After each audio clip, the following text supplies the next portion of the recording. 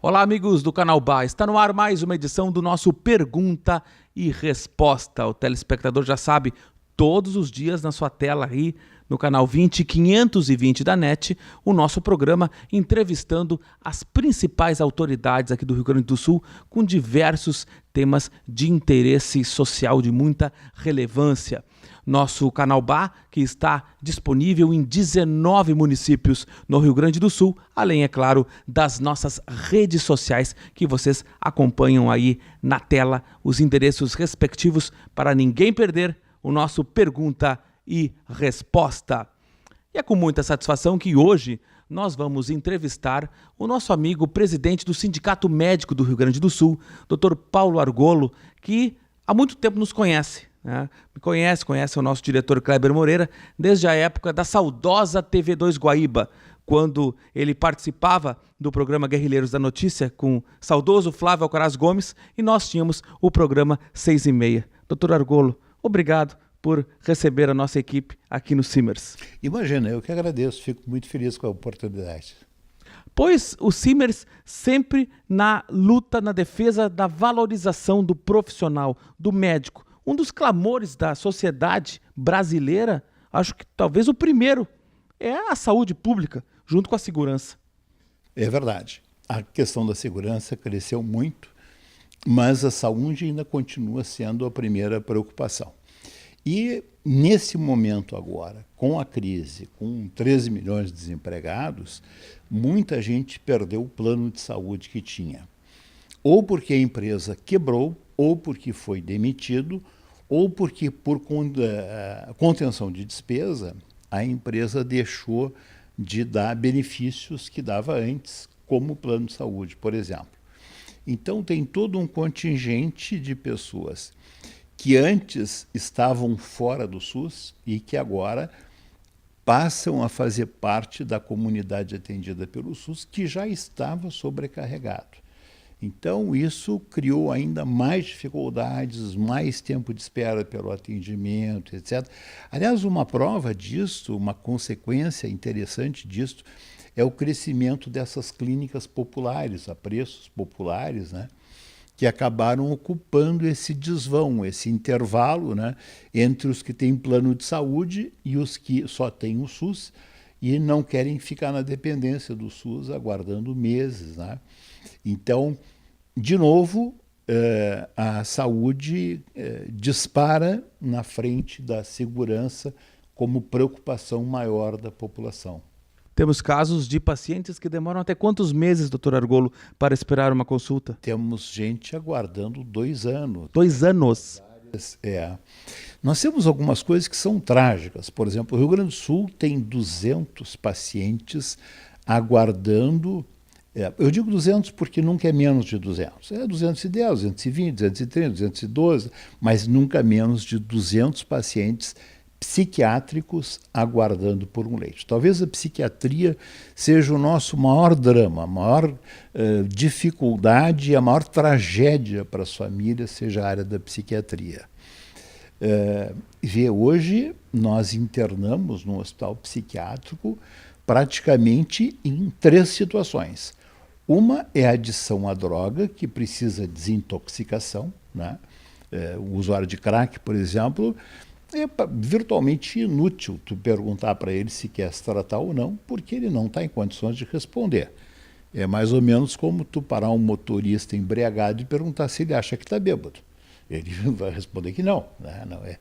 Tem que esperar que ele cure, saia da intoxicação alcoólica para ser capaz de decidir se quer algum atendimento ou não.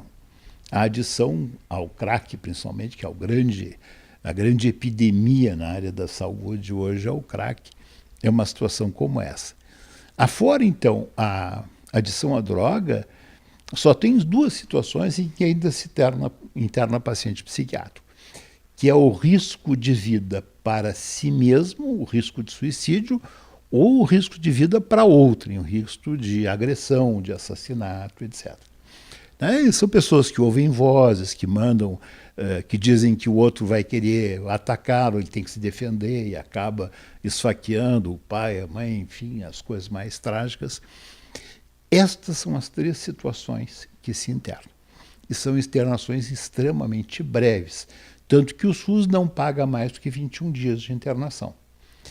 Nós tivemos no passado, e as pessoas ainda guardam essa memória como se fosse o que acontece hoje. Nós tivemos no passado muitos doentes que eram crônicos, que entravam no hospital psiquiátrico e não saíam nunca mais. Por exemplo, a sífilis, durante até algumas décadas atrás, não tinha tratamento. E a sífilis evoluía para neurosífilis com lesão cerebral. E a pessoa com lesão cerebral pela sífilis não tinha cura e tinha distúrbio grave de comportamento, agressividade, etc. Ia para um hospital psiquiátrico, não tinha o que fazer, ficava lá para o resto da vida, porque se saísse, representava ameaça para a vida dos outros. Então, no passado, nós tivemos internações permanentes, né? A pessoa entrava e não saía mais. Isto desapareceu completamente. Hoje, uma pessoa ficar 20 dias internada no hospital psiquiátrico é uma coisa muito rara. O que se faz hoje é assim, a pessoa está completamente fora de controle, representando risco, interna, fica num ambiente protegido, fechado, com pessoal de enfermagem, treinado, etc., é medicada durante alguns dias, às vezes durante uma semana, sai do surto, né? E a partir daí vai para casa, ser atendida, etc. Mas enquanto, e segue um tratamento ambulatorial, mas enquanto está no surto, é preciso colocar num ambiente protegido. E nós temos permanentemente mais de 200 pessoas no estado do Rio Grande do Sul aguardando por um leito que não existe. Por isso, a nossa luta muito grande aí nessa batalha para reabrir a beneficência portuguesa, e até a Secretaria Estadual de Saúde estava muito interessada nisto, né, de abrirmos o acordado com eles, que nós estamos tentando viabilizar, é abrir pelo menos 30 leitos psiquiátricos ali na beneficência, que de um lado diminui um pouco essas tragédias familiares. Tu imagina, a doença psiquiátrica grave acomete em qualquer idade, né? Nós não faz muito tivemos aí uma menina com 8 anos de idade, tentou esfaquear o irmãozinho no berço, com uma faca de cozinha, né? Foi lá para o plantão da Vila Cruzeiro. Todos os leitos estavam ocupados, vários pacientes dormindo no chão. O Estatuto da Infância e da Adolescência não permite que se coloque criança junto com adultos, até pelo risco de abuso, tudo. Então, a solução que eles encontram lá é internar, não tem leito, é internar a criança com a mãe num consultório. Então, interdita, eles têm 5 consultórios, interditam um consultório para ficar uma criança. Tivemos uma situação de ter 6 crianças em 5 consultórios. Tiveram que botar 2 crianças com 2 mães no mesmo consultório. As mães brigaram, porque está todo mundo descompensado, estressado. Então, são situações terríveis. A própria Promotoria da Infância e da Adolescência tem trabalhado junto conosco, porque eles vivem o mesmo drama. Quer dizer, a família chega lá com uma demanda, diz, olha, eu preciso de um leito para meu filho, tem laudo médico, tem tudo, é evidente, a criança está falando coisas incompreensíveis, está tentando agredir alguém e não tem onde botar, não tem onde botar, não tem onde internar. Então, eu te diria que hoje, apesar desses meses e meses de espera por especialista e tal, a nossa situação mais grave, mais aguda é a psiquiatria. Nós temos no Rio Grande do Sul uma lei muito perversa, que já tem 25 anos, devia ter sido revista em 5 anos e não foi, que é a chamada Lei da Reforma Psiquiátrica. Essa lei virtualmente inviabilizou a abertura de leitos psiquiátricos. Então, quando se perde um leito, fecha, não tem como abrir de novo. E é uma lei absolutamente discriminatória em relação ao doente mental, porque eu posso ter um cardiopata baixado no Instituto de Cardiologia, na Santa Casa, ou enfim, no Clínica, e no Instituto de Cardiologia tem um hospital específico para pacientes cardíacos. Tem o Pavilhão Pereira Filho, para quem tem problemas pulmonares, mas E posso abrir um hospital para qualquer especialidade, menos para psiquiatria. Para psiquiatria não se pode abrir um hospital dedicado especificamente ao atendimento do doente mental. Então, é uma legislação extremamente perversa, persecutória, discriminatória em relação ao doente mental. E tomara agora, com a próxima eleição, com a entrada de um novo grupo de deputados, se consiga sensibilizar esses deputados para modificarem essa lei e dar uma chance às pessoas, principalmente às famílias, né, que têm um sofrimento terrível. Famílias carentes que não têm condições de pagar um plano de saúde. Exatamente. E até para quem tem plano de saúde está muito difícil por isso, porque mesmo uma clínica de melhores condições, capaz de atender usuários de plano de saúde ou pacientes privados, não se pode abrir porque a lei não permite. A lei permite a abertura de leito psiquiátrico só em hospital geral até um certo limite. Acontece que o hospital normalmente tem uma vocação, ele está direcionado para um determinado tipo de atendimento. Então, eu tenho um hospital aí, vamos supor um estudo de cardiologia, né? De repente, dissesse, olha, só pode abrir maternidade em hospitais dedicados à cardiologia. Aí, para abrir uma maternidade para atender 2 partos por dia, vai ter que contratar médico de plantão 24 horas, ter bloco cirúrgico, bloco anestésico, sala de recuperação, montar uma estrutura inteira para atender poucos pacientes. Isso inviabiliza economicamente e aí não pode ter um hospital especializado, não consegue ter leito no hospital geral e nós ficamos nessa situação. Nós vamos para um rápido intervalo comercial e logo em seguida estaremos de volta aqui, diretamente do Simers, entrevistando o Dr. Paulo Argolo.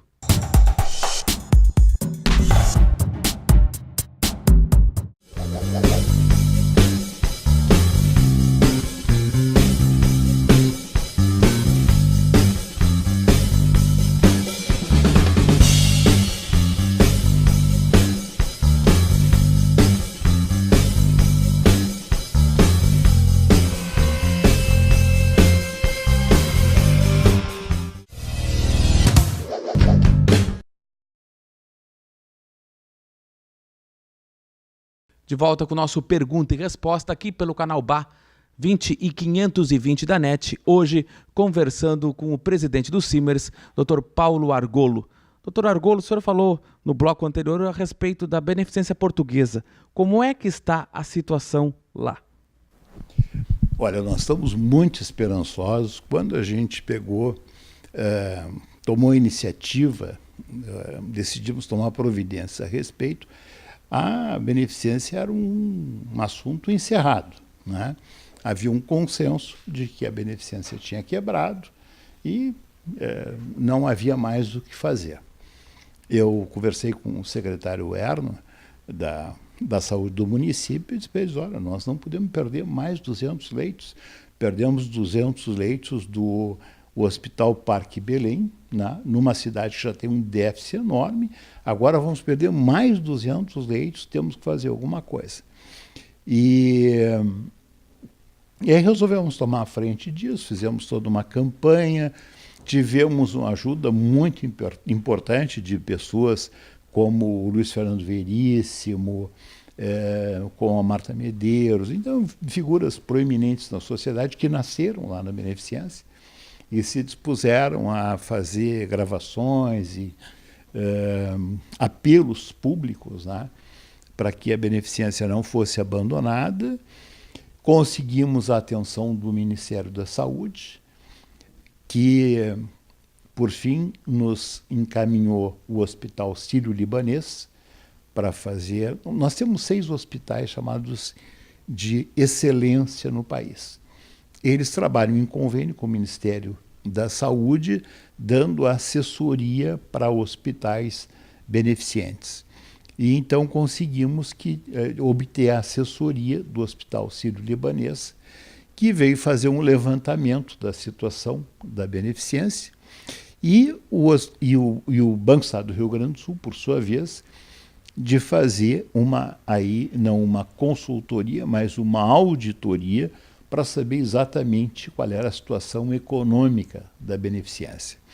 O Sírio-Libanês já terminou o seu trabalho, já apontou os resultados e concluiu que, com esta estrutura de administração que tem hoje a beneficência, que está praticamente quase fechada, ela é inviável, mas apontou 2 caminhos perfeitamente factíveis, que é um hospital plenamente viável, ou pela substituição, né, da gestão por uma outra entidade, e temos vários hospitais interessados, em função da chamada filantropia.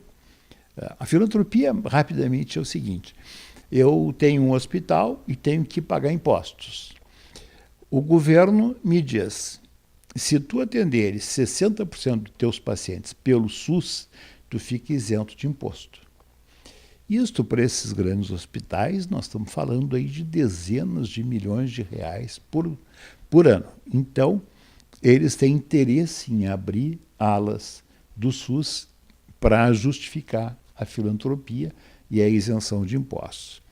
Então, ou transferir para um outro hospital filantrópico, ou alugar o hospital, quer dizer, o hospital continuar propriedade da Associação Beneficência Portuguesa, mas passa a ser operado por outra instituição. Nós temos vários interessados e a Beneficência tem dezenas de leitos que são doações parlamentares que estão embalados, sequer foram tirados da caixa. Temos um aparelho na Beneficência de microneurocirurgia, uma espécie de microscópio para cirurgia neurológica, que só esse aparelho vale mais de R$1 milhão. Então, tem excelentes equipamentos, ótimas condições, muitas instalações em plenas condições de operação, com excelente qualidade, e vários interessados. Nesse momento, até agora, até há pouco tempo, estávamos aguardando alguma coisa mais concreta, as entidades, por sua vez, aguardando um parecer do Sírio-Libanês. Agora o Sírio-Libanês fechou a sua avaliação, passou meses lá dentro fazendo esse levantamento, e uma dessas instituições nos apresentou uma proposta, mas tem a chamada cláusula de confidencialidade, né? A gente não pode dizer o que eles estão oferecendo, nem o nome da instituição, mas, de qualquer forma, o importante é que está andando, né? As negociações estão abertas e a gente tem uma esperança muito grande de que a curto prazo que eu digo é assim, alguns meses, né? Porque não é uma coisa rápida ou fácil botar um hospital imenso daqueles em funcionamento. Mas a curto prazo se consiga devolver esses 200 leitos para a sociedade, que estão nos fazendo uma falta enorme. Pois não. E por falarmos em hospitais, lhe pergunto a situação do Grupo Hospitalar Conceição. Muito se falava antes na questão da ambulancioterapia, dos municípios da região metropolitana que acabam deixando os pacientes, largando os pacientes no Conceição, que acaba superlotado, os médicos com serviço amplo, não tem condições humanas que consigam, né, resolver essa situação. Como está o atual quadro do Hospital Conceição? Perfeito.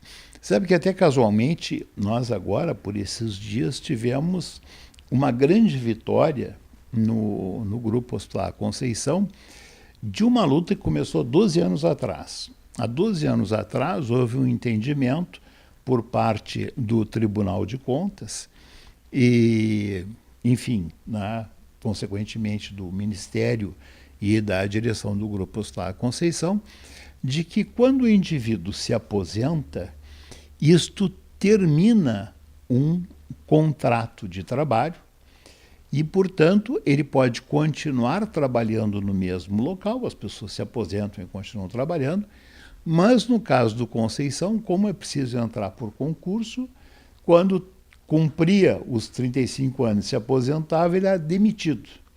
E para reingressar, teria que fazer um novo concurso público, quando abrisse concurso, etc. Então, nós tínhamos ali já 80 médicos e mais de 1.000 funcionários que estavam nessa situação, que é um pessoal muito experiente, né, com pleno conhecimento do funcionamento do hospital, etc., e que iam ser simplesmente demitidos. E o sindicato médico imediatamente entrou com uma ação judicial e nós conseguimos vencer uma liminar, mantendo o quadro de médicos intacto no hospital e os demais funcionários, por consequência, também. E isto fomos vencendo em primeiro, em segundo, agora em terceiro grau e agora, por fim, há uns dias atrás, transitou em julgado. Então, isto assegura que mesmo quem entre hoje no Grupo Hospitalar Conceição, seja médico, seja qualquer área de trabalho, poderá se aposentar e continuar trabalhando, o que mantém um quadro de pessoas experientes, né, dentro do hospital. A questão das ambulâncias, ela, na verdade, tem dois lados, porque, de uma parte, Porto Alegre é muito sobrecarregada com pacientes que vêm do interior.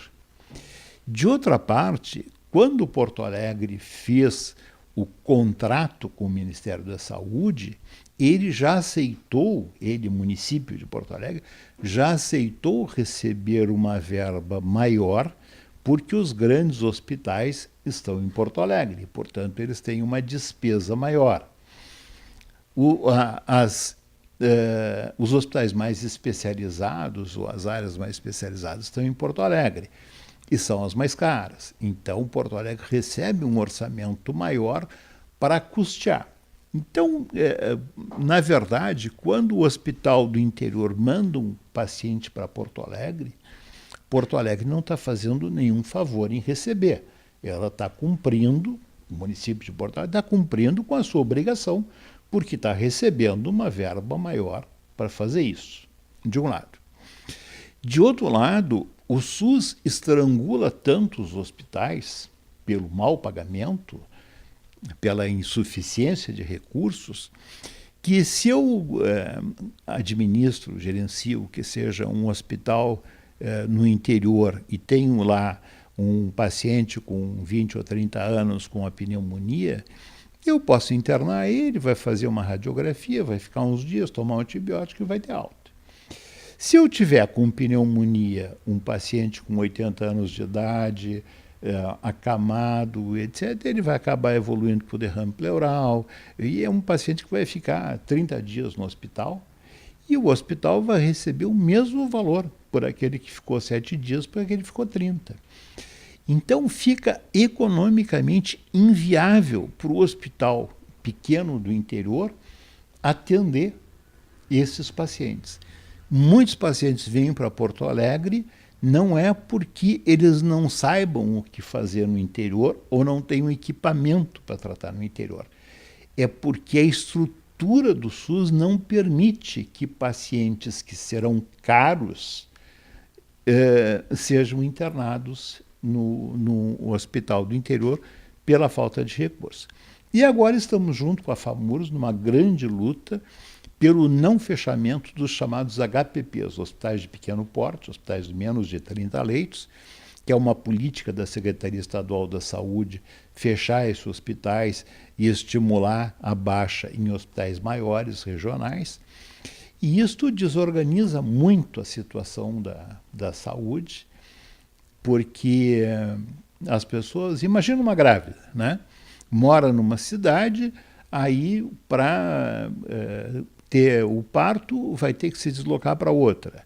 Se tiver na sua cidade, a mãe, no intervalo do trabalho, vai lá visitar. No fim do dia, o marido vai... Ela se sente confortada, com suporte, né, no momento que está fragilizada, num momento difícil. Se vai para outra cidade, fica longe da família, a família preocupada, pedindo dinheiro para o prefeito para pagar a passagem, porque não tem, enfim. desorganiza muito essas coisas. Então nós estamos fazendo aí um apelo ao governador do estado que não permita que esta política vá adiante junto com a FAMURS, com a Federação dos Municípios, para proteger e garantir a permanência desses hospitais. Infelizmente o tempo urge, né? Muito rápido, né? Passou o programa de uma forma rápida, com vários temas aí envolvendo a saúde pública e vai ser objeto de outros programas, com certeza. Nós queríamos muito agradecer a sua participação por atender a nossa equipe do Canal Bá, Dr. Paulo Argolo, e 30 segundos para o seu recado final aos telespectadores do nosso Canal 20 da NET. Tá ótimo. Muito obrigado pela oportunidade, fico muito feliz. E se eu puder dizer alguma coisa em 30 segundos, diria: vamos apostar na beneficência e não vamos permitir que Porto Alegre e o Estado percam estes 200 leitos que são absolutamente indispensáveis. E neste ponto encerramos mais uma edição do nosso Pergunta e Resposta. Até a próxima.